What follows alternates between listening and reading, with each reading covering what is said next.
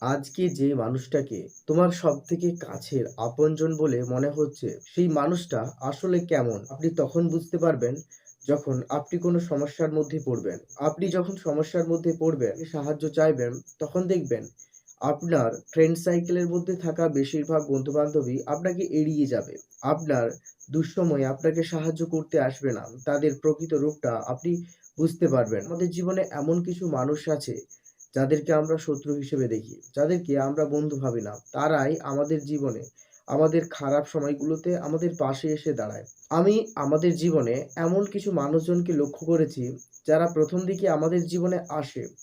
প্রথমে আমাদের সাথে খুবই ভালো ব্যবহার করে, আমাদের সঙ্গেই চলে, আমাদেরকে গুরুত্ব দেয়। কিন্তু দিন যত যায় তত তারা যেন আমাদের থেকে অনেকটা দূরে চলে যায়। তারা আগের মতো আমাদের সাথে আর ব্যবহার করে না। তারা সবসময় আমাদেরকে এড়িয়ে যেতে চায়। আমরা যখন কোনো দরকারে বা প্রয়োজনে তাদেরকে ডাক দিই, তখন তারা ব্যস্ততা দেখায়, এড়িয়ে যায়। আমাদের সাথে কথা বলার ইচ্ছে বা অনুভূতি কোনোটাই থাকে না। আমরা আমাদের জীবনে অনেক মানুষের সাথেই মেলামেশা করি। কিন্তু আমরা কখনোই বুঝতে পারি না যে কোন মানুষটা কেমন প্রকৃতির। আমাদেরকে যদি কোনো একটা মানুষ সাহায্য করে, তখন তখন আমরা তাকে ভালো বলি। আর কেউ যখন আমাদেরকে সাহায্য করছে না, তখন তাকে আমরা বলি খারাপ। আসলে এই পৃথিবীতে মানুষ চেনা খুবই কঠিন কাজ।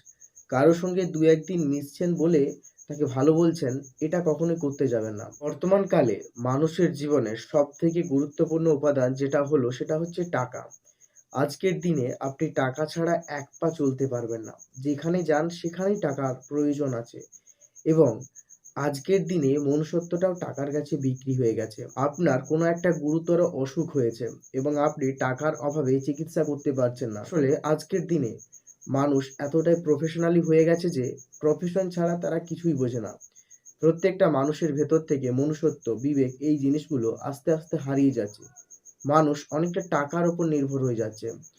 টাকা থাকলে আপনি জীবনে সবকিছুই পাবেন। আপনি বেঁচে থাকতে পারবেন। আর টাকা যদি না থাকে, আপনি জীবনে কিছুই পাবেন না।